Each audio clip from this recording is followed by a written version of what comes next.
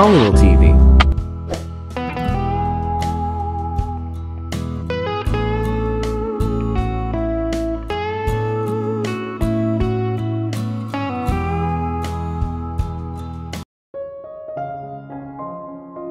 Hindi ko alam kung anong lugar ito, pero kung ano man ito, it's just beautiful. May mga flower petals sa daan na humahantong sa akin sa isang mesa na pinalamutian ng maganda. Hindi ako nakaimik habang nakatingin sa view sa harap. Isang ngiti ang naka-plaster sa aking mukha. Nagsimula akong maghanap dito at doon para hanapin si Vrix, pero hindi ko siya makita kahit saan. Pumunta ako sa gilid, enjoying the view. Vrix, tinawagan ko pero walang reply. Vrix, where are you? You look beautiful. Isang boses ang nagmula sa likuran ko. Paglingon ko ay nandoon siya, nakatayo, ang mga kamay sa bulsa ng pantalon, napakagwapo sa suot niyang itim na tuxedo. Tiningnan niya ako mula taas hanggang ibaba at ngumiti. I have to agree, my choices are really good when it comes to you. Sabi niya sa kadahan-dahang naglakad patungo sa akin na nakatingin lang sa mga mata ko na may mapaglarong ngiti sa mukha niya. Vrix, ano ang lahat ng ito? At bakit biglaan? Tumayo siya sa harapan ko at hinawakan ang ilang hibla ng buhok ko sa likod ng tenga ko sa kayumuko para halikan ang pisngi ko. Dahil hindi ko iniisip hanggang ngayon na sasabi ko sa iyo kung ano ka sa buhay ko. But, pinutol ako ni Vrix sa pamamagitan ng paglalagay ng daliri sa labi ko. Tinuntun niya ang hinlalaki niya sa labi ko. Hinintay ko siyang magpatuloy, hinawakan ni Vrix ang magkabilang kamay ko. Hindi ko alam kung saan magsisimula, hindi ko pa nagagawa ito dati. Huminga ng malalim si Vrix. Ito ang unang pagkakataon na nakita ko siyang kinakabahan. Hindi ko akalain na mahuhulog ako sa isang tao, hindi ko akalain na makakahanap ako ng taong kakayanin itong Devil Adams, pero dumating ka sa buhay ko. Bella, ikaw ang babaeng nagturo sa akin ng maraming bagay. Alam mo, akala ko ako lang ang may hawak ng lahat ng responsibilidad, pero nung nakilala ko ikaw, binago mo yung pag-iisip ko, palagi kang nakangiti kahit nasa pinakamasamang sitwasyon. Pinili kong maging rude at masama sa lahat. Akala ko iyon lang ang paraan kung paano gumagana ang lahat. Alam kong opposite talaga tayo sa isa't isa, pero lumalakas ang pintig ng puso ko kapag nasa paligid ka, gustong-gusto kong makita ang ngiti mo. I want to make you happy. You make me feel alive, Bella. You make me fall in love. Ginawa mo ang mga bagay sa puso ko, Bella, na hindi pa nagagawa ng sinuman. I feel things for you that I have never felt for anyone. Huminto siya saglit saka nagpatuloy ulit. I know I was an ass to you before, napangiti ako. And I'm sorry for everything I did to you. I really am. But at this point of my life, I can't let you go. I can't afford to lose you. I can solve any problem, Bella, if you are by my side. I know I am complicated, and you the only one who can handle me, so. Huminga ng malalim si Vrix at lumayo ng konti sa akin sa kabinitawan ng mga kamay ko. May inilabas siyang maliit na box sa bulsa niya at umupo sa isang tuhod sa harap ko, tumigil sandali ang paghinga ko. Binuksan niya ang kahon at may isang magandang singsing sa loob nito. Be mine forever. Share my life with me. Naramdaman kong may namumuong luha sa mata ko. And no living, not even thinking of live, the marriage thing is permanent. Sabi ni Vrix na ikinatawa ko. I'll be yours. Sumagot ako. Kinuha niya ang kamay ko, sinuot ang singsing sa daliri ko, hinalikan niya ang likod ng kamay ko. Tumayo siya, hinila ako sa bewang ko, pinagdikit niya ang mga labi namin. Hinahalikan ako ng mapusok. Bigla akong nakarinig ng tunog ng fireworks. Lumingon ako sa gilid ko at ang ganda ng view. Nilingon ko si Vrix na may pagtataka. You did this. Nagkibit balikat si Vrix at pumunta sa likod ko at niyakap ako mula sa likod. Nakatingala lang ako sa magandang view. Hinalikan ni Vrix ang pisngi ko. I love you. I love you too. Sumagot ako. Hindi ko alam kung gaano kami katagal nakatayo sa parehong posisyon, pero maya-maya ay bumulong si Vrix sa tenga ko. Shall we continue our date, Mrs. Adams? Nakangiti akong tumango. Pagkatapos naming kumain at lahat ng kwentuhan, I asked Vrix to take me down. Sabi niya sa akin may beach daw doon. Naglalakad kami sa buhangin. Binigyan ako ni Vrix ng coat niya dahil ang lamig talaga dito. Nag-interwind ang mga kamay namin sa isa't isa. You know I am really great. Sabi ko. Lumingon sa akin si Liam, at bakit naman? Like can you imagine the Vrix Adams going down on his knees for me? Oh Jesus. I feel so proud of myself. Umikot ang mata ni Vrix at tumawa. Vrix, tawag ko sa kanya. Sagot niya. Salamat, sabi ko. Nagsalubong ang kilay niya. Para saan? I didn't do anything. You did. At hindi sapat ang pasasalamat sa mga bagay na ginawa mo para sa akin. Umiling ako. Thank you for just being there for me. Tumawa si Vrix. You've surely gone crazy. Ngumiti ako. Biglang may pumasok sa isip ko. Shit, hindi ko pa nasasabi sa kanya. Paano ko ito makakalimutan? Napahinto ako nang mapansin ni Vrix na napatigil din siya at lumingon na may pagtataka. May sasabihin ako sa iyo Vrix, kinakabahan kong sabi. Tumango si Vrix. Huminga ako ng malalim at inilagay ang kamay niya sa tiyan ko. Kinagat ko ang labi ko, hinintay na maintindihan niya ang gusto kong sabihin. Binigyan niya muna ako ng confused look, then he processed what I was really trying to tell him, nanlaki yung mata niya. No, you're not, sabi niya na may pagtataka. Tumango ako. Fuck, I am going to be a father. Aniya na may malawak na ngiti sa labi. Yes. Binuhat niya ako sa kanyang mga braso at pinaikot-ikot sa akin. I love you so much. Pagkababa ko hinawakan niya ako sa bewang ko at hinalikan. You can't even imagine how happy I am right now, I love you. Hinalikan ko ang labi niya at niyakap siya. Sinabi mo ba kay Ryan? Tanong niya. Hindi pa, sumagot ako. Good, sabay natin siyang sasabihin. Tumango ako. Ipinatong ni Vrix ang kanyang noo sa noo ko at sinabing, salamat. Kinabukasan, kami ni Vrix, pumunta kami sa kwarto ni Ryan para sabihin sa kanya ang tungkol sa baby namin. Hindi namin masabi sa kanya kahapon, dahil pagbalik namin, tulog na siya. Paggising ni Ryan mula sa kanyang beauty sleep ay pinakiusapan siya ni Vrix na maglinis at pagkabalik niya ay umupo siya sa kama. Umupo ako sa tabi niya at lumuhod si Vrix sa harap niya, hawak ang magkabilang kamay niya. We have something to tell you, sabi ni Vrix. Ryan made a serious face and looked at me then kay Vrix then back at me then kay Vrix again. What? Wait, did mommy say no to you last night? Hindi mo ba nagustuhan ang ginawa ni dad para sa'yo mommy? Okay, mommy give dad one more chance. I promise this time I will prepare him. Just one more chance mommy. I did not say no. Nagmamadaling sagot ko. You talk too much these days. Sabi ni Vrix sabay buntong hininga. Now listen to me. Tumango si Ryan. So, have you ever thought that if you had a younger brother or sister, then how would it be? Tanong ni Vrix. But I don't have one, so I don't think about it. Ngumiti ako. Tinitigan ni Vrix si Ryan na blanco ang mukha saka sinabi. Okay, let's think about it now. If you have a younger sibling what would you do? Maya-maya ay nag-isip si Ryan saka sumagot ng play, watch movies and also being the elder one scold him or her. That's all. Tanong ni Vrix. Till now yes, sabi ni Ryan. Okay fine let me get this straight to you. Tumango si Ryan. I was trying to tell you the same thing, you are just complicating things. Ipinatong ni Ryan ang isang kamay sa balikat ni Vrix at sinabing, don't worry whatever it is I can take it. I am brave enough to do that. Inilibot ni Vrix ang kanyang mga mata. You want it straight then the straight thing is you are going to have a younger sibling. Casual na tumango si Ryan. Okay, pagkatapos ay pinoproseso niya ito ng ilang sandali sa kanyang ulo. Wait, what? Yes. Tumingin sa akin si Ryan para sa kumpirmasyon at tumango ako ng may ngiti, tapos tumingin siya kay Vrix tapos sa akin ulit tapos bumalik kay Vrix. Jesus Christ! I will have a sister! Sigaw ni Ryan sa taas ng boses niya. Stop shouting! It's not yet confirmed that it's gonna be a sister or a brother, sabi ni Vrix. It's going to be a sister. Alam ko. Nagsalubong ang kilay ni Vrix. Sabi ni Ryan, I want a sister I know it's gonna be a sister. I am so happy mommy.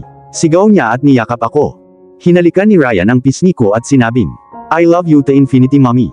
I love you too baby. Sumagot ako. That's not fair, all love to mommy. Nothing for dad. Angal ni Vrix na parang baby. Nagtawanan kami ni Ryan. Dad is behaving like a baby, come on dad, you can join us too.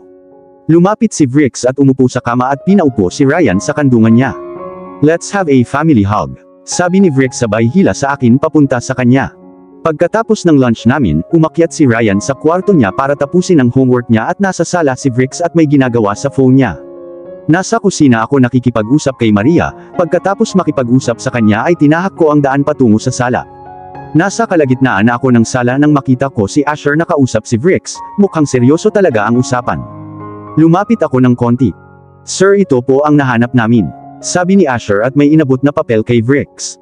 Tiningnan ng mabuti ni Vrix ang mga papel saka sumagot. I think this is enough. Ibigay mo ito sa mga pulis at iabot din ang driver sa kanila. Yes sir, pero sir I don't think she will do something again. She might not do anything but I can't take any risk pagdating kay Bella. I have promised someone that I will keep her safe and that someone trusted me with the most precious thing in her life, so I can't let her down. Natunaw ang puso ko, nalaman ko kung sino ito. Nangako si Vrix kay Yaya nung araw ng kasal namin na aalagaan niya ako. Ngumiti ako. Ibigay na lang sa mga pulis ang lahat ng ebidensya at ang iba ay tungkulin nila. Tumango si Asher, by tomorrow you'll get the news of her being in the prison. Tumango si Vrix at umalis na si Asher. Paano ako naging maswerteng nakakuha ng isang tulad mo? I questioned myself looking at Vrix who was sitting on the couch looking at his phone. Lumapit ako kay Vrix at kinuha ang phone niya. Nagulat si Vrix sa biglaan kong ginawa. Anong ginagawa mo? Tanong niya. Umupo ako sa kandungan niya, hinawakan niya ako at ngumiti. Hinalikan ko ang labi niya at ngumiti pabalik. Nagtaas ng kilay si Vrix. Bakit kakaiba ang ugali mo? Nagkibit balikat ako. Hindi ko alam. Nakapatong ang ulo ko sa dibdib niya, sabi ko. I feel safe here. Umiling lang si Vrix, hinalikan ako sa tuktok ng ulo ko. Kinagabihan, nasa opisina niya si Vrix at ako naman ay nasa terrace nakaupo sa couch. Gustong gusto ko ang lugar na ito, nagbibigay ito ng ginhawa kapag nandito ako. Nakangiti akong nakatingin sa langit. Yaya, alam kong lahat ay pinapanood mo. I am happy. I am so happy. You were right about him, he is good. Not just good but he is amazing, he loves me, he cares for me and that's all I need. You know I am gonna have a child and I am so scared. The thought of carrying a life inside me is so amazing but still it scare me. Sana maprotektahan ko ang baby ko, sana maging mabuting ina ako. Siyempre, magiging mabuting ina ka. Isang boses ang nagmula sa likuran ko. Lumingon ako at nakita ko si Vrix na nakasandal sa dingding at nakangiting nakatingin sa akin. Binigyan ko siya ng malungkot na ngiti. Lumapit siya sa akin, sabi niya at umupo sa tabi ko. I know you'll be a good mother, Bella. Tumango ako habang nakatingin sa ibaba na kinakalikot ang mga daliri ko. Hinawakan ni Vrix ang kamay ko, at hinila ako palapit sa kanya. Nadatnan kong nakaupo ulit sa kandungan niya habang nakapulupot ang mga braso ko sa leeg niya. Hinalikan niya ang pisngi ko. Ano ito? Tanong niya. Kinagat ko ang labi ko. Hindi ko alam. Hindi ko lang sigurado kung handa ba ako para dito o hindi. Natatakot ako. Humigpit ang hawak niya sa bewang ko, napahawak ako sa baba niya, napalingon ako sa kanya. You can do this, Bella. You don't have to be scared, I am with you, whatever it is I'll always be with you. Gaya nga ng sabi ko, sabay nating haharapin ang lahat ng problema, okay? Tumango ako sabay ngiti. Tinitigan niya ako ng ilang sandali. Sana mapanatili ko itong ngiti sa magandang mukha na iyon magpakailanman. Inilapat ko ang labi ko sa labi niya. Lumapit ang kamay niya sa pisngi ko sabay halik sa akin. Nang mauubusan na kami ng hininga ay humiwalay ako, at ipinatong ang noo ko sa kanya. I love you, Vrix. Ngumiti siya at sumagot ng, I love you too, Bella. Mommy. Mommy. Mommy. Sigaw ni Ryan mula sa sala, habang ako ay nasa kusina naghahanda ng donuts para sa kanila ni Amelia. 3 taon na ang nakakalipas simula ng manganak ako ng magandang anghel. Our angel, Amelia. Ang kanyang mga mata ay katulad ng kanyang daddy, ngunit nakuha niya ang kagandahan ng kanyang ina. At ang mga taon na ito ay napakaganda na ang lahat ay parang panaginip. Everything is just perfect with my 2 cuties and the not-so-devil husband. Speaking of Vrix, hindi ko akalain na mababago ko siya ng ganito. Ako mismo minsan nagtataka na ito ba si Vrix na minsan kong tinatawag na devil. Ngayon ay hindi na siya katulad ng devil na dati. Pero sobrang protective pa rin niya. Hindi lang kay Ryan kundi pati na rin sa amin ni Amelia. Coming. Sigaw ko mula sa kusina at tinahak ang daan patungo sa sala para lang makakita ng gulo sa kwartong iyon. Lahat ng teddy bear ay nakahiga dito at doon kasama si Ryan na nakaupo sa couch na sinusubukang mag-aral at iniistorbo siya ni Amelia. Bumuntong hininga ako at tinahak ang daan patungo sa kanila. What are you both doing? Itinanong ko.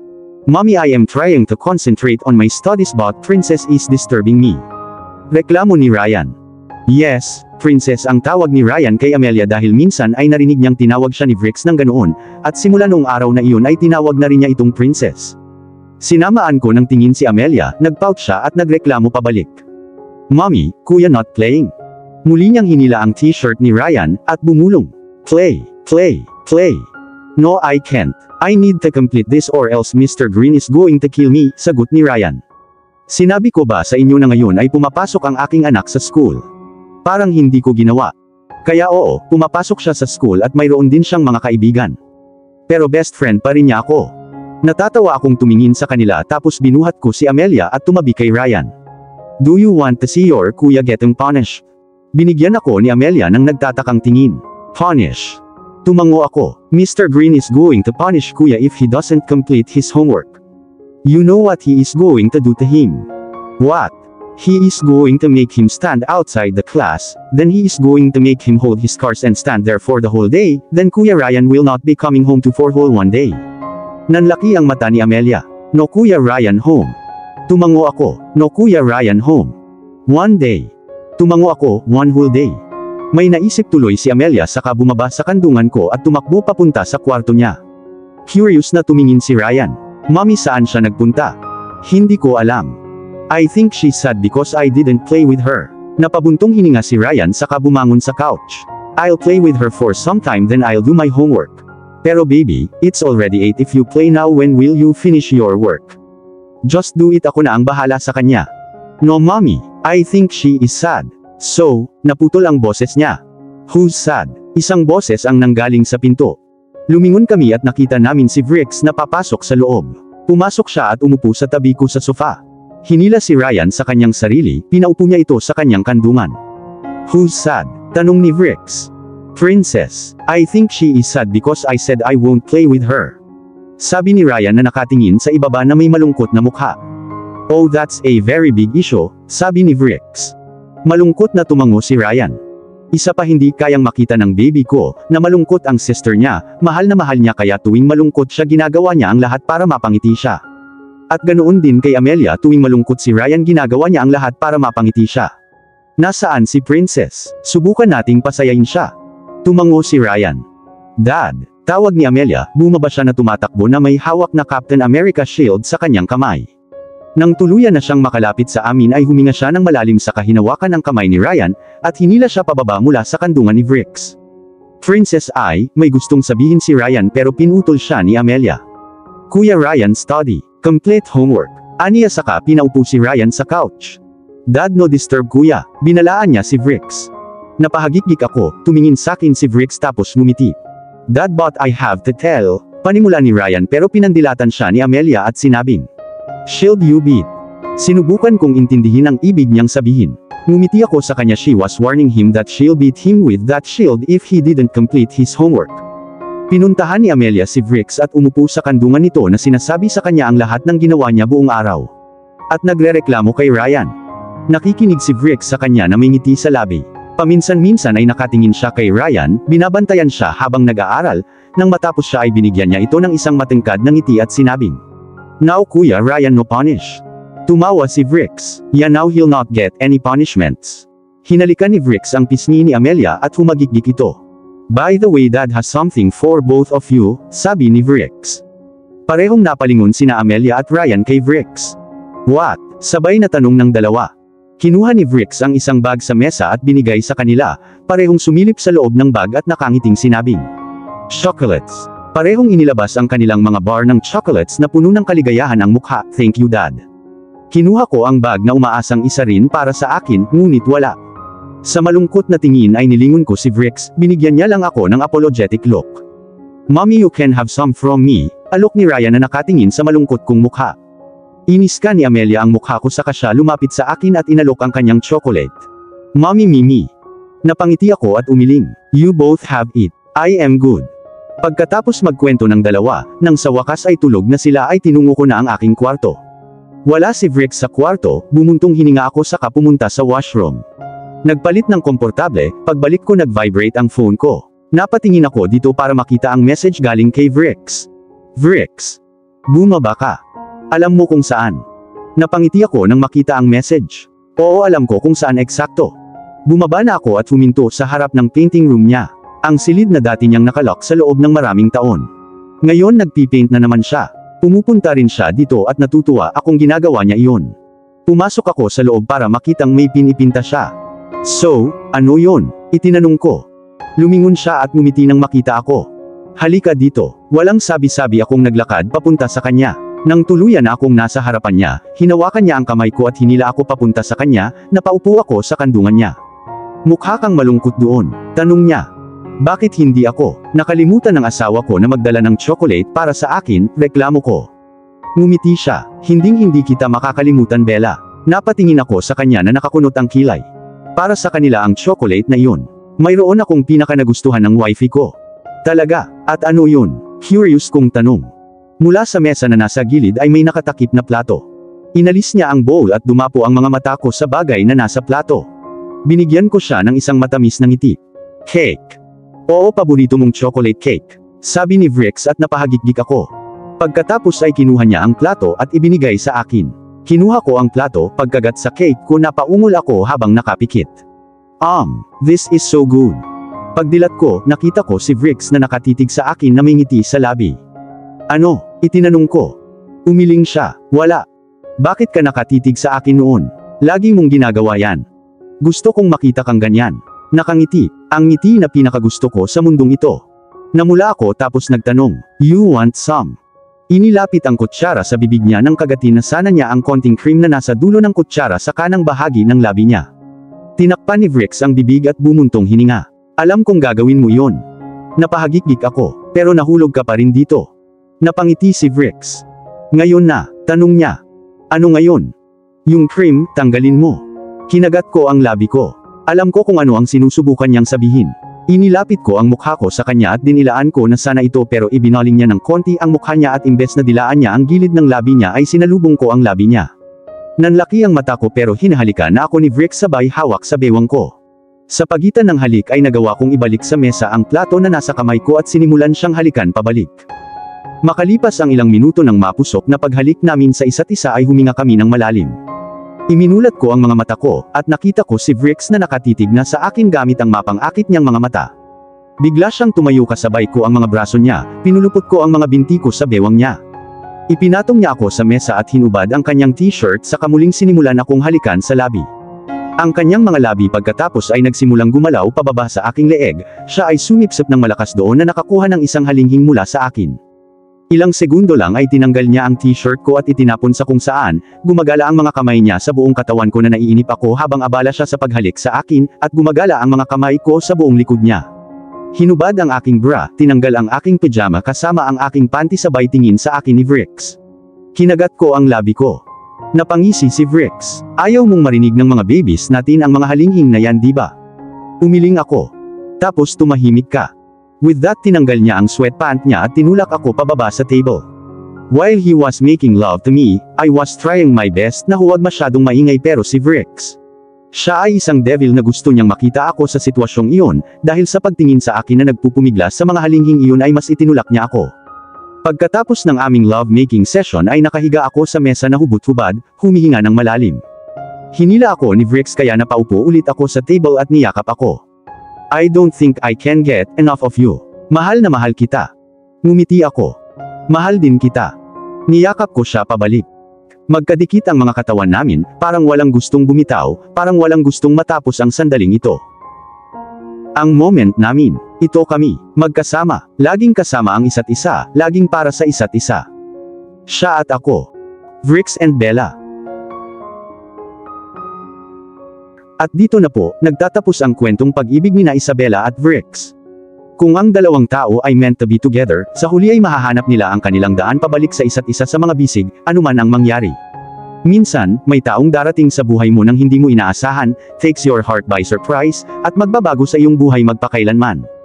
Minsan kailangan ituro sa iyo ng mundo, ang tama sa paraang masaktan ka, para tigilan mo na ang mali at malaman ang pinagkaiba at hindi. At lagi po nating tandaan, at sa tamang panahon, may isang taong magpapatunay sa iyo kung bakit ka para sa kanya. At kung bakit hindi ka para sa iba. Sana po ay may nakuha kayong aral at inspirasyon sa kanilang pag-iibigan. At muli po ay samahan, at suportahan niyo po ako sa mga kwentong pag-ibig na ibabahagi ko sa inyo. Maraming salamat po. God bless at ingat po tayong lahat.